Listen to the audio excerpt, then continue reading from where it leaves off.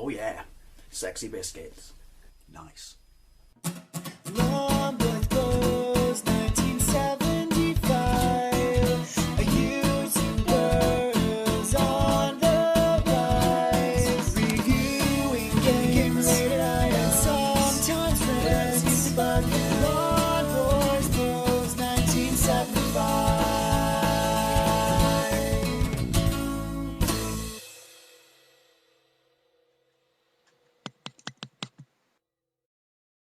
Hey YouTube, Long Boys Post 1975. It's Wednesday. I have no idea what time it is. My phone died. I've just got home from work. Well, it's not entirely true. I've just eaten. I had 2 quarter-pounder vegetarian mozzarella stuffed burgers with cheese and bacon. I'll show you a picture. It was delish. And I'm washing it down. I'm back on the Diet Coke because I find it's got a higher concentrate of aspartame, which makes my bones stay even younger for future generations to dig up and enjoy. Anyway, oh, I found it. I found it. Oh, thank God, I found it. Pointless, I'm going to tell you this anyway. Where hats, scarves and things like that are stored in this house, it went against the floor, and because you're used to seeing or recognizing something, you know, in a specific manner, i.e. it's shiny and sparkly, because it's completely black velvet lined on the bottom and it was against the wall backwards, I just assumed it was something else like a scarf or a coat that fell to the floor. But I'm so happy I found it. Good times. Right, you've read the title. This is something I've wanted to do for a long time, because a while ago I did a video response to someone about my favourite American TV shows of all time. Now, this isn't, well, this is North American based to some degree. How do you know what it is? You've just read the title. You know, my top 10 favourite cartoons, excuse me, mozzarella, growing up as a kid. Yeah, so I want to do it for a long time because I think it's an interesting question, or, you know, interesting memories to share. Because if you're my generation, I guarantee you'll have the majority of these in here. What order remains to be, you know, said, but that's the great thing about, you know, taste being subjective.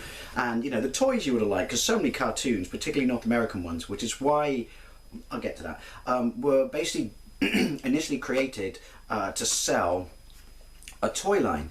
So yeah, I really wanted to do this. I mean, the other great thing is, dependent upon whether you're older or whether you're younger, they're all going to completely change. But the reason I wanted to do North American ones is I'm probably going to do United Kingdom ones, but they are very, you know, different in, you know, their content, I should say. Whereas the majority of North American ones, not everyone, I suppose, well, pretty much everyone on this, well, no, everyone on this list, were, as I said, to sell, you know, toys, vehicles, stuff like that. Majority of British cartoons would generally get merchandise afterwards, were initially created, such as Danger Mouse, you know, Count Duckula, you know, Mr. Ben, things like that, were originally created just as a standalone cartoon, you know, whether it was simple animation or, you know, like Mr. Ben, or, you know, proper animation like Danger Mouse and Duckula and things like that. So I thought that's why I would do them as separate lists. So buckle up, this might be a long one. It was quite hard to pin them down. I'm not going to go into a massive amount of detail in every single one because this thing would just go on forever. And yeah, as you know, my internet's pants, as is most of my equipment, and I don't want to spend like, I don't know, 4 hours or something just compiling it, compressing it and uploading it. Look at me whining already at the start. Ooh, sparkly hat, you're kind of like Edward from Twilight in the Sunshine, only not a complete twat. Right, number 10, Battle of the Planets. Now, obviously, as I said before, this is from the late 70s Science Ninja Team Gatchaman in Japan, which was an adult cartoon, but I'm not going to talk about that. But in this country, or in this country and in North America, and I remember this from watching this when I used to come back from play school. That's how old, you know, and when I first started watching it. In this country it was called Battle of the Planets, and what they did was they inserted certain scenes and took out the more violent scenes of people dying and stuff like that from the Japanese original, or the anime original, to make it kid friendly, influenced by Star Wars. You had that weird little droid that looked like R2-D2 with arms and stuff like that. But the concept, I mean, obviously its spirit remained intact. Sorry, ooh, mozzarella again. Because even though I was really young, it was something you know, like I'd never seen before. Probably because, you know, the cartoons that I had seen that were British, that generally I watched after, you know, play school, and things like Rainbow, which was live action. This was completely something else. The ships, they all had individual vehicles. It could turn into a phoenix. You know, I didn't understand all the stories. I didn't care. It just absolutely blew my tiny little mind away when I was a child. And like I said, really, really early child. Because the next one, number 9, would be The Real Ghostbusters. Now, movie was 84. This was this before Ghostbusters 2? I think so. Is this around about 1987? I think it was, because I think it was the first year I started secondary school. This was, obviously there were no actual figures with the previous one, but it was a North American company that, you know, did it. But this was to, you know, had its own toy line. But it was based on, you know, the beloved movie Ghostbusters, so already I was sold.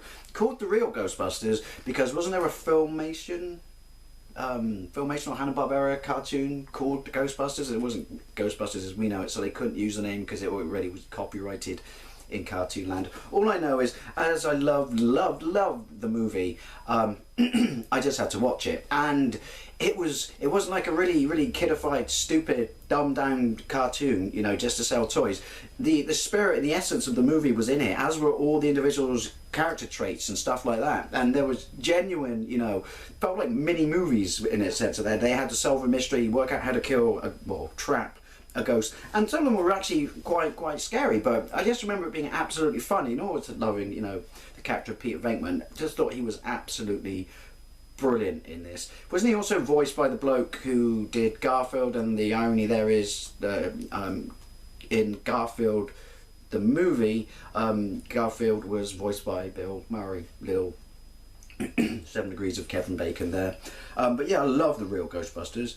Now, number 8 is, now I think this was a combined North American and either Japanese or Spanish cartoon, and this wasn't a Saturday morning cartoon, although most of the time cartoons for me as a kid were spread between Saturday mornings, like on those shows that ran to just before midday, like kids shows like Whack-A-Day and things like that. After school, you finish school at 3:30, you come home, there'd be Children's ITV or CITV or Children's BBC, which had the Broom Cub, which was amazing, where they got all these epic things like Mysterious Cities of Gold, which didn't make this list, but yeah, losing it already.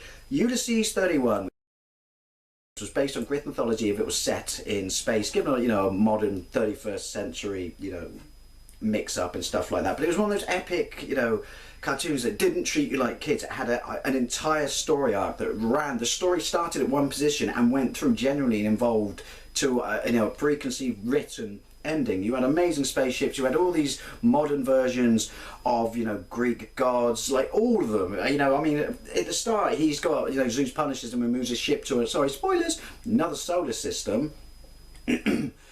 Because he kills the Cyclops. The Cyclops in this is actually just a massive robot. Although he doesn't kill it, his weird little goofy robot friend killed it. But yeah, everyone on the ship floats up and becomes lifeless, is stoned until he finds Hades and gets to return back home. So there's like 3 of them on this amazing ship, and it was just, the animation was absolutely superb, and it was just the fact that the story arcs were just, you know, every week you tuned in to pick up where it left off to some degree, and you know, it did have a start, a middle and an end, and it absolutely did not disappoint. And I have the DVD, and if you've not seen it, look it up. There are some episodes on YouTube, and it's absolutely fantastic, as is the title music. In fact, just type in, if you've not seen it, Ulysses 31 intro. You'll shit your pants. Right, I really apologise for the mozzarella. Now, I'm going to say number 7 would be Action Force, because that's how we knew it. But obviously North America had it as G.I. Joe, but we had it as Action Force because I guess G.I. is a very American, you know, term for infantry.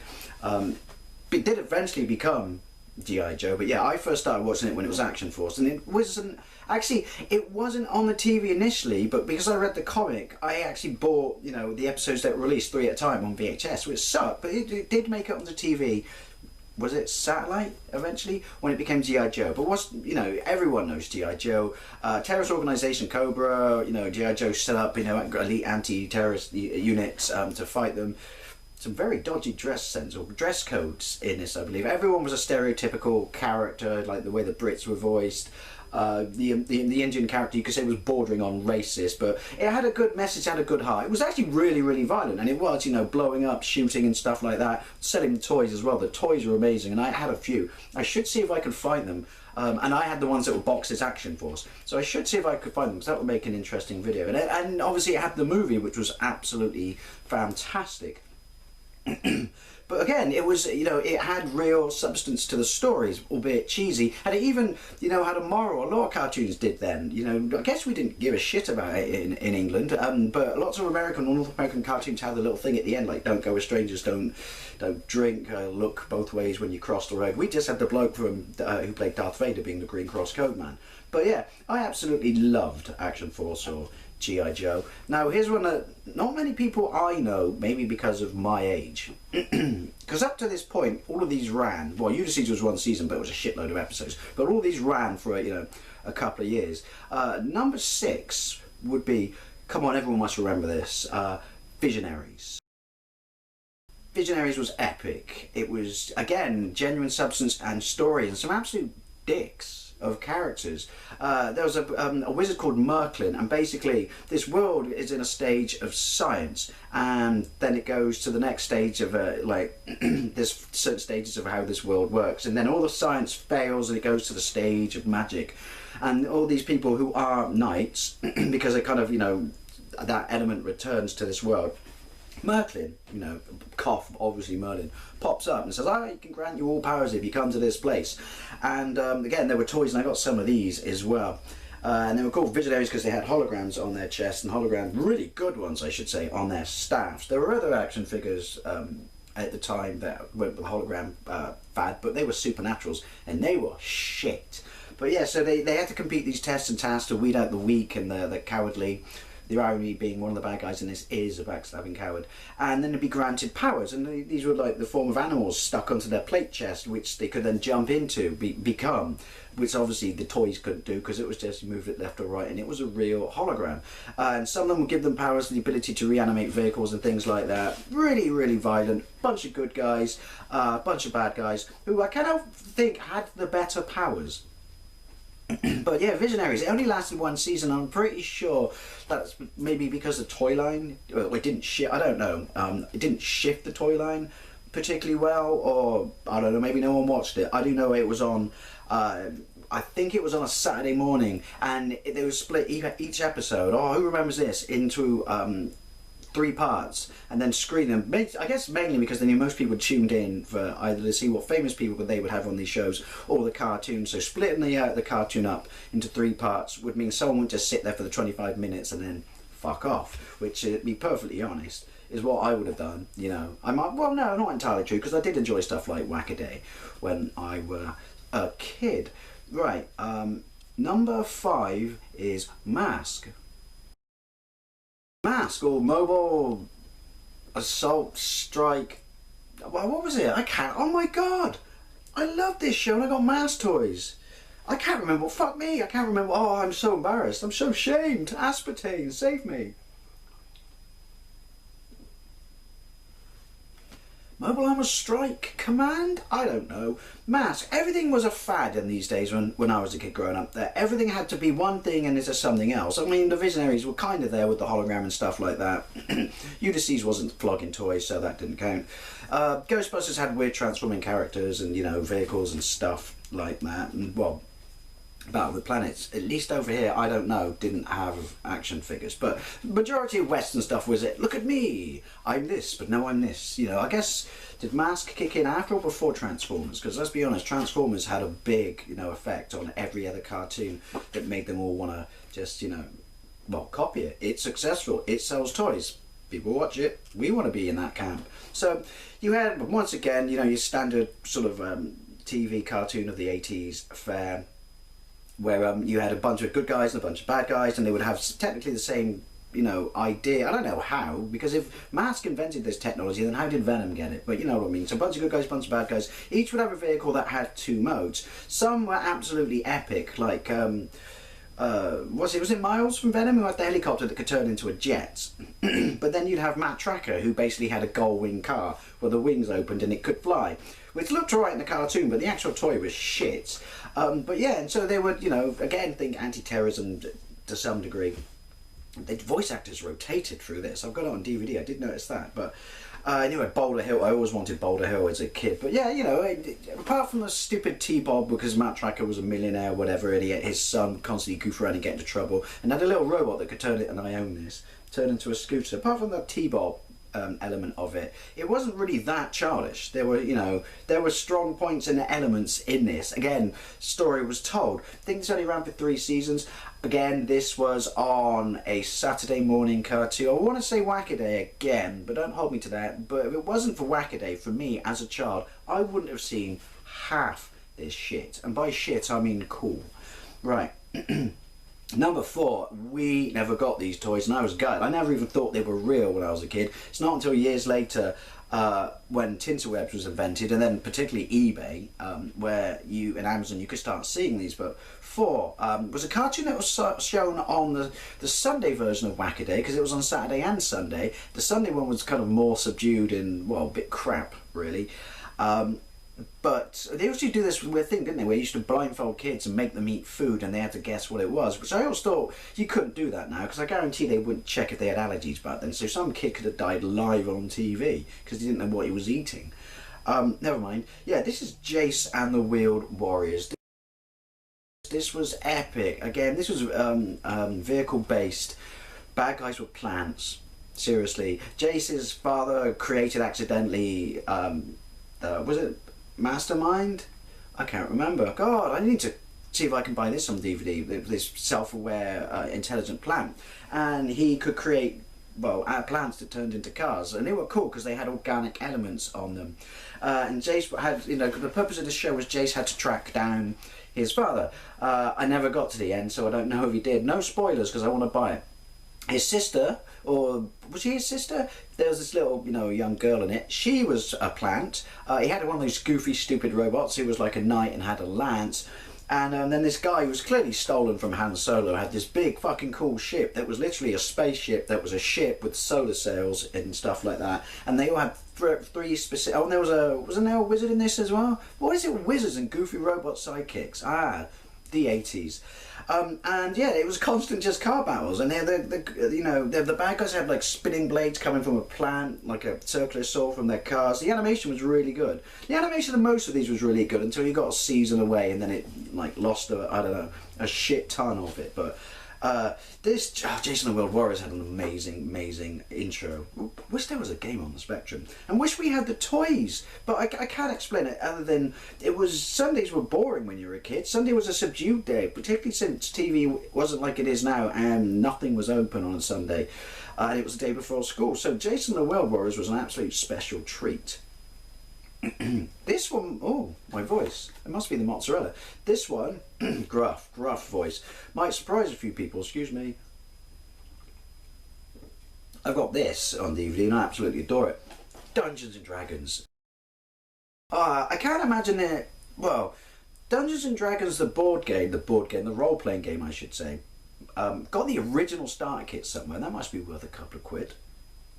The cartoon was clearly aimed at younger children, but it's based on a role-playing game that was obviously young adults, I guess, to mid-age adults would have played. Probably too complicated for me as a child, but it was the world, and it was excellent because it hooked you in, because it was a bunch of kids from our world went to a Dungeons and Dragons ride and got sucked through to another world where they already arrived in the kit they need, and it was Ranger, Cavalier, Wizard, Barbarian, Thief, and Acrobat. And they were all given a special weapon by this goofy little bloke called Dungeon Master, who would show up for a bit, speak in riddles, and then disappear. And then there was a bloke called Venger in this world who wanted the weapons because he could conquer it, and their weapons were amazing. You had Hank. Everyone wanted to play as Hank, in the playground. So you had this laser bow, and you pull it, and that's when an arrow would form. Bobby had a club, he could twat stuff, but this was, and they just spent was it 2 seasons? I know the final episode, which had all the revealers, which you can read the script for on the internet, never actually got made, but yeah, they just try and get home and have these mini adventures in every single episode, but there is still a theme running through it, and there was some proper, sorry, windy pops, no, there wasn't proper windy pops, proper scary moments in it. I remember that people wrote to Points of View, which was a TV complaint show back in the day, to complain that when they fell into the spider's web and that woman turned into a spider but still had a woman's head on the spider, that was too scary for kids. And then there was that one when they all had to confront their own fears, where one of them became incredibly old, one of them became incredibly young. One was left alone, because that's the biggest fear. It was absolutely fantastic, and it annoyed me because there were Dungeons and Dragons toys, and my brother had Fortress of Fangs, which was absolutely fucking amazing. But we all wanted these to show up in the toy line, these, you know, main characters, and they never did. I think there was one crossover character from the cartoon, a bloke who had like, half of him was covered, more just flesh, but the other half was like armoured. And he seemed to appear in the cartoon and the toy line. But yeah, Dungeons and Dragons was absolutely epic. Now, getting into my top 2, I'm pretty sure anyone who knows me knows exactly what these are going to be. Anyway, number 2, Thundercats. Oh, Thundercats. Started off, the planet of Thundera was, you know, advanced civilization, was dying, basically, and was it no one believed them? And this weird old dude called Jagger, I think Star Wars Force moments here, and these were obviously human-esque feline, that's West Country, that is, feline characters. And they're the ones to escape and end up on, is it New Earth? But they were attacked along the way when they got crushed by the evil, you know, bad guys in it, Slime, and fuck, I'm having such problems remembering the names of these allegiances. And yeah, and so they're all put into suspended animation, and the future leader Lino grows up to full adulthood in suspended animation. But they crash on this planet, and don't ask me how, but you know, the science dude Panthro manages to build a fuck off big castle and tanks and shit that, you know, make Cape Canaveral look basic. But, and you know, I should have bought it in the room for the video. I've got the original Thundercats, or the Thundera, but yeah, so they've all got their own, you know, shtick. Sorry, you had Cheetara, who could run incredibly fast, although even as a kid, knowing what cats were, shouldn't she had 8 tits? Just saying, you had Panther who could turn invisible, even though, wouldn't you argue that was more of, well, I don't know, Panthers known for turning invisible? Is their camouflage that good? Lino, who was basically a lion, probably the most famous character on TV at the time, with red hair. Wily Kit, Wily Cat, whiny little twats who were there to, you know, appease kids, or suck the really young kids, and Snarf, who was really there, basically, he was just a cat, and would go, Snarf, Snarf. And even as a kid, he would take the shit out of me. But I loved the show so much. Had all the comics as well. I had the toys. It was amazing. But the bad guys run into this ancient force of evil called Mumra, who's like an old weak zombie. I mean, sure, everyone knows this, and turns into an all-powerful, you know, like motherfucker, basically. Wizard-ass, you know, decaying motherfucker. And it was just epic. Again, the pilot is almost anime quality animation, and then it kind of went downhill and way downhill, and then they introduced new characters. But for the first 2 seasons, this was stuff of lore in my playground. This was something everyone, you know, talked about. Everyone looked forward to seeing it that night, because this was a children's BBC cartoon. Well, not cartoon, but they got the rights to show it, and then you'd all talk about it the next day at school. You know, you go over your mate's house for tea, and you know, you watch it there, and watching it with your friends was a special treat, and absolutely amazing. But yeah, I love Thundercats. I know they put effort into it, but I did not like the recent one, or a few years ago, that came out with, well, I guess no one else liked it, because it didn't do very well, did it, and got cancelled. Oh, and there is an amazing game on the 8-bit systems in the United Kingdom, and I'm going to say, sorry, the best version is the Spectrum. I'll link a video to it down below, because they never got a game outside of this country, did it? Pretty sure everyone knows. Well, take a guess. What do you think my number 1 is going to be? Of course, it's going to be Transformers. Transformers, I knew very little of the toys, other than a couple of pictures in the back, because this was your first experience of some toys as a kid. A couple of pictures in the back of catalogues, and you would just see a picture of a car next to a robot. You're like, what is it? Do you get both of them? Do you get one of them? I never really knew that they were the same thing. Because the descriptions were just like that, weren't they? And they were very, very, very vague. And then the cartoon started on, now it was the summer holidays, wasn't it, where after the main part of like the news and the talk show part of the breakfast shows, what was it, TVAM, which is where it was on, and Breakfast TV was the one on BBC, you would get like a show for kids, because it's, you know, maybe their parents need a break or something for them to do, because they're used to getting up stupid early for school. So you got to remember, like, we're like fucking, I don't know, 6, 7, 8 at this point.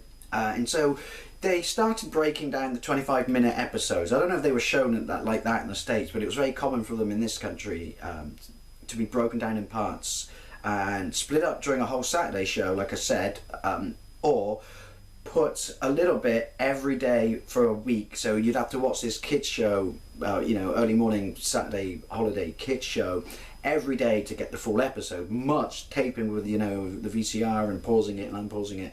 And this is where I fell in love with it, because I was just like, holy shit, they're robots that can transform into like planes and cars and cassette players. That was a bit weak, especially if you were the poor bastards inside Soundwave and all you got to transformed into a tape, and then I get to live in him. Yep. But yeah, that's that. Now obviously I've probably shifted shitloads of toys in this country. I mean, I still got my original, I should have bought this in, boxed Optimus Prime.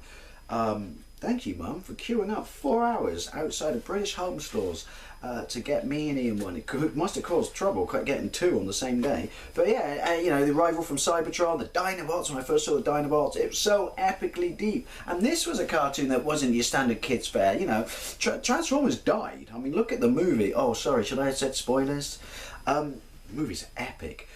The other thing I want to talk about is, because I mean, I love this, and there were so many story arcs, and what you would do is you'd either tape it or watch it in the summer holidays, and then if you were lucky enough to have access to cash, you would just buy the tapes that would contain like 3 episodes from Woolworths and stuff, and then just watch them again and again and again. But it was I don't know why, I'm sure for those of my generation, this is probably the one that for some reason did just strike a chord, probably because the toys were unlike anything else, and the concept was really like anything else, that it would transform a plane into a robot, and for the time they looked amazing. They looked like the car and they looked like a proper robot, like concessions weren't made.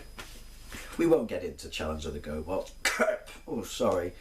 But yeah, Transformers is my favourite cartoon of the 80s, North American cartoons of the 80s, and I absolutely love it. And what I wanted to say was, so many of these cartoons shared the same voice actors. I mean, the bloke who did Optimus Prime was in Visionaries, the bloke in Visionaries also did a voice in G.I. Joe, and also did a voice in Transformers. Was he Megatron, Cobra Commander, and I forget who he is in...